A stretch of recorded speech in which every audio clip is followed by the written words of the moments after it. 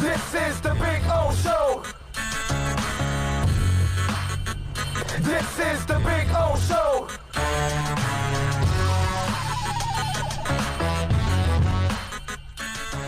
Did you see Mike Singletary?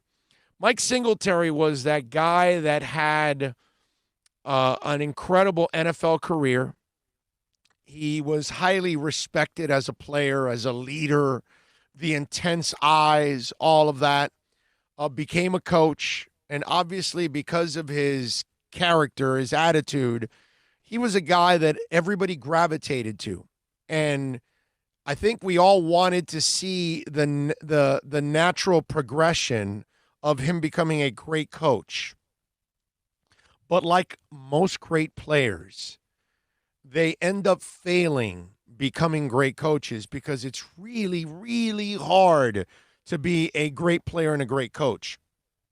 And we've talked about this before, that it's, my theory is great players have a hard time understanding why certain people can't do the things they used to do. And they kind of look at everybody like, well, no, you can do it. I did it. And no, they can't because you were great. Not everybody's great. You know what I mean?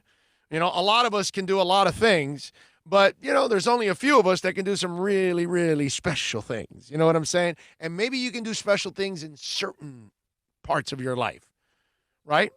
And so Mike Singletary coached in the NFL, in the AAF, and now one of the greatest linebackers of all time has stepped down from high school. Okay? Singletary found himself in the news again as the former 49ers head man stepped down as the football coach of a Texas high school, Trinity Christian Academy, Addison. The Dallas Morning News reported on Thursday. The report states the former NFL Defensive Player of the Year made the decision in December after going a combined 1-21 in 2 seasons at the school.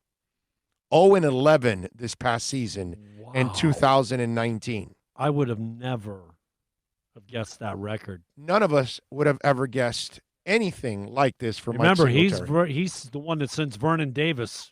We don't need him. Right. And he was wrong, by the way. You do need him. You just got to learn how to work with them. That's the problem, because not everybody's Mike Singletary, and you're not coaching Walter Payton. Psychotic and intense. You're not coaching the ultimate pro in Walter Payton. You know what I mean? Walter Payton played on some of the worst Chicago Bears teams early on in his career, some terrible offensive lines, and yet he's toasted and roasted the entire NFL and never complained. That's just not today's player, bro.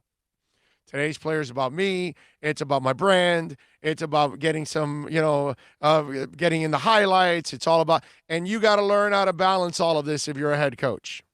And Mike Singletary was that guy that kept getting that chance. And hey, listen, hook, line, and sinker.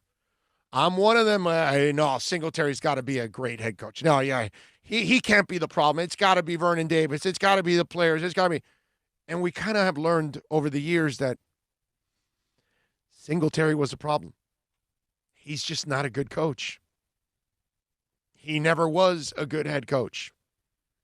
And sometimes, whatever success he had, it's kind of like Chad O'Shea. Last year, wait a minute, dude, they had no talent. The offense scored some points. They won 5 games, this and that. What did I tell you guys all throughout the season? After in the offseason when they fired him. I told you it must have been Fitz bailing his ass out, not the coach. And sure enough, that's what it was. It's Fitz bailing him out because he couldn't teach. Yeah, sometimes the success that's there, it's not because of you. It's because the people around you that's what was going to happen, regardless. And whatever successes team-wise he had as a coach, those were aberrations, man. That wasn't him. That man couldn't win at the NFL level, couldn't win at the AAF level, couldn't win at high school. And we're talking about Mike Singletary, bro. I would have never thought that. I thought he was built to be a great head coach. That's the way I looked at middle linebacker, smart, intense. You figure he can motivate people, all of that. He couldn't reach people. He can't reach kids. He can't reach minor league professionals. He can't reach NFL professionals. Wow. I kind of feel bad for him, man. He went 2-6 and had Johnny Manziel in the AAF. Okay? Wow. The Mike Singletary story is one that it is amazing. You know? But you could definitely see that his way of doing things doesn't connect with today's player at all. At all. At any level. He's a throwback to Buckus. You know, that. Yeah. But again, most great players fail like this. Okay?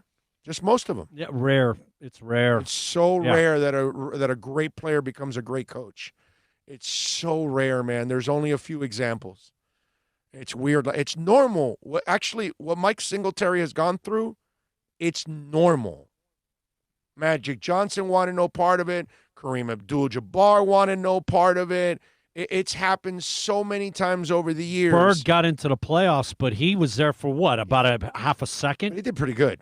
Considering you look at all these other guys, Bird had many playoff trips. But he was in and out, man. He was there for a hiccup. Yeah, but he also ran the team, too, and had a lot of talent on that team for some of his other coaches. Pacers, man, they're pain in the ass. No, Bird has actually had more success than the average great player. The average great player is a failure.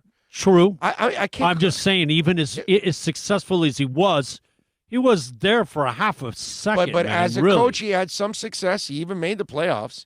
But look at him also as a front office executive. He also had a bunch of success too.